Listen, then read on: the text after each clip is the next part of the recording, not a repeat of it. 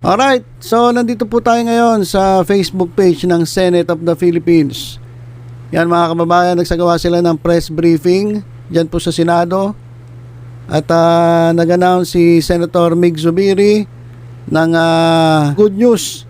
Good news po ito dun sa mga sumasalungat sa People's Initiative at bad news sa Kongreso. Kasi Kongreso lang naman ang talagang ipinupush. Etong sabi nga ng Senate ay fake People's Initiative. So ito mga kababayan, pakinggan natin itong nangyaring press briefing dyan po sa Senado. I'd like to also give a special thanks to all the legislative committee secretaries of the Senate of the Philippines. A statement of support to our senators of the People's Initiative, signed by all the staff and legislative committee secretaries. Mabuhay kayo. Thank you so much. Thank you. And as you notice, we're all wearing red armbands or maroon armbands to show our disgust on this fake People's Initiative. But today, as you heard through my speech, maganda pong balita na yung araw na ito. Katulad ng binanggit ko kanina, napapasalamat po kami sa COMELEC sa pagkita nila na may pagkukulang ng rules, this issue of the PI, and therefore suspended all proceedings, and including suspending the acceptance of additional signatures. Napapasalamat po kami kay Chairman George Garcia and the whole NBank, members of the NBank committee who made the decision of the COMELEC, who made that decision. So, mabuhay po kayo. And again, as I mentioned earlier, yesterday I got a call from Undersecretary Chala Gamon. That was about 4 in the afternoon. And she asked me if I could see the President today at 10 a.m. together with Senate President Juan Ponce Enrile and our Executive Secretary, Luis Lucas Bersamin. I'll just give my phone position. So, during that meeting this morning, the President had said that the situation, ang gusto lang niya ay economic provisions, but the situation is getting out of hand and people are already speculating what the possibilities of this PI could do. And so, ang sabi niya na he will stop. He said he will tell the initiators of this PI to stop the initiative, and we, as a welcome bonus, the COMELEC has also asked, or they came out with the order to suspend all these PI discussions and collections of signatures. So the moon and the stars have aligned today for our democracy. It's for the democracy of our country. Hindi po ito para sa survival ng isang institution, hindi po ito para sa Senado. Ito po ay para sa ating demokrasya. Katulad ng binanggit ng ating mga senador, lahat ng 24 senador ay unanimous po, nagkakaisa sa puntong kailangan natin protektahan ang checks and balances ng ating demokrasya enshrined in our Constitution. So we'd like to thank God for one, and of course our institutions that have not failed us in this process. Yun po ang nagpangyayari kaninang umaga, and of course I had asked the President if I can say this. And he said, yes, you may share this to the public.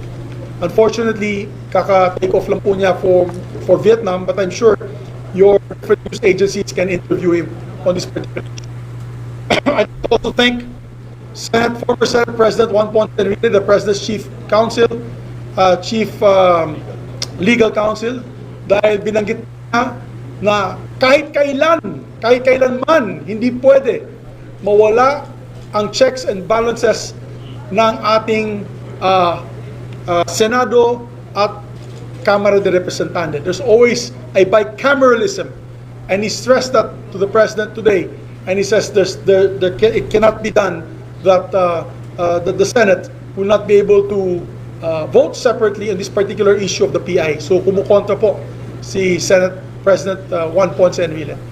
And E.S. Bersamin also concurred that it was a flawed premise in the first place. Okay yung PI, wala problema yung People's Initiative. The initiative is enshrined in the Constitution. Pero sabi niya, mali yung tanong na hindi dapat pinag-usapan dito itong posisyon ng PI initiators, which is to vote as one in the discussions of the amendments to the Constitution. So, that's why the President took it upon himself to say that he will exert all efforts to stop this people's initiative. I have with me, my two senators who might want to give statements. You want? And I'd like to put on record that the leadership of the Senate, together with the Senate Minority Floor Leader, from day one, has been with us, conceptualizing, strategizing each and every move that we'll make to be able to fight this Peking People's Initiative. Particularly, I want to make special mention dito sa ating Senate President Pro Tempore.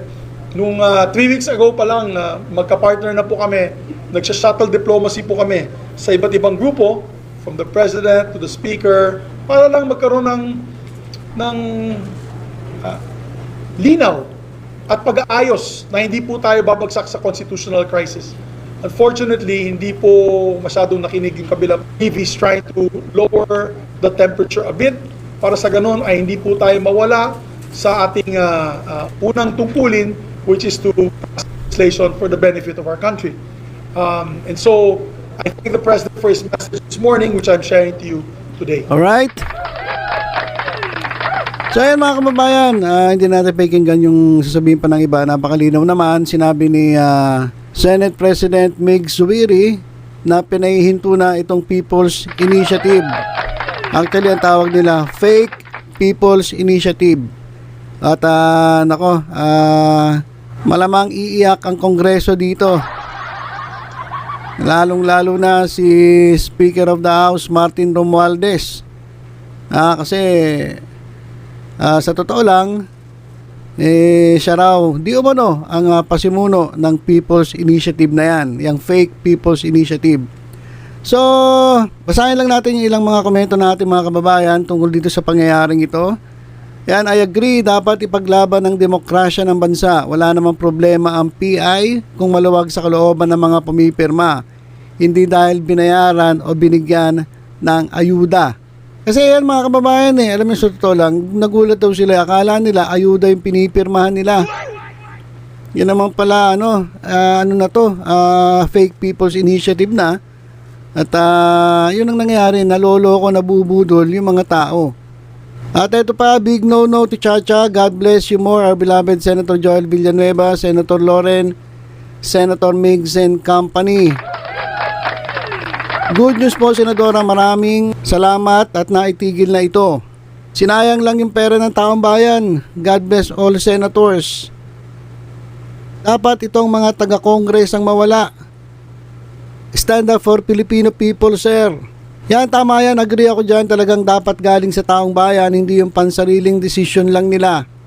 Yung mga kongresista na sarili ang nais sa bansa, magtigil na kayo. Wala namang magandang maidudulot yan. Dapat kasi nagtatrabaho para sa pakinabangan o kapakinabangan ng mamamayan, hindi yung pansarili lang. Ang dami-dami nangyari sa bansa, dapat yun ang unahin. O yan. Sana hindi talaga magwagi itong mga taong sariling interes lang ang iniisip. Sana, Sen, manindigan po kayo hanggang dulo. Hindi for sale ang taong bayan. Totoo, dapat kusang loob ng taong bayan yan para masabing People's Initiative talaga, hindi dinadaan sa panloloko at vote buying. At ito, yung mga kababayan natin ay nagbigay ng suporta sa mga senators. Nasa likod nyo lang kami. I stand with the Senate PH. Yan mga kababayan, kasama nyo po kaming lumalaban sa ating demokrasya. Ayan mga kababayan, naniniwala po kami sa paninindigan ninyo. Dapat na talagang tuldukan ang PI na yan. No to Chacha, we are not for sale. Patuloy nating mahalin ang Pilipinas. So ayun mga kababayan, yung nangyari kanina dyan sa Senate at talaga namang marami pong natuwa sa nangyari. Malamang nalungkot lang yung Congress mga kababayan. Dahil yung binabalak nila nahinto. Pinahinto na po itong pirmahang nangyayari dito po sa Fake People's Initiative, gaya ng sinabi ni Senator Mig Zubiri. Kasi mga kababayan, ito yung talagang naging topic ni dating Pangulong Duterte. Galit na galit si dating Pangulong Duterte dahil dito sa PI na to eh.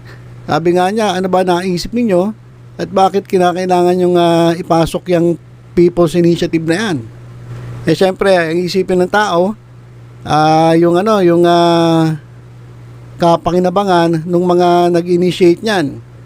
Kaya tama naman eh, di ba? People's Initiative, dapat tao ang mag-initiate, hindi yung Congress. Di ba? Kaya galit na galit eh, minumura ni dating Pangulong Duterte eh. Ito nga mga nagpasimuno niyan. So, ayan mga kababayan yung balita.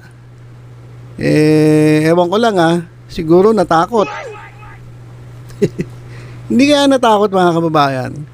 Hindi kaya natakot, kaya mismong si Presidente Marcos ang nagsabi na ipatigil na yung PI na yan, yung People's Initiative na yan. Siguro kasi sabi ni dating Pangulong Duterte, kapag di nyo tinigil yan, magkakagulo. Baka natakot. Baka natakot sila kay dating Pangulong Duterte. At pati na rin sa mga taong sumusuporta na hindi matuloy itong charter change.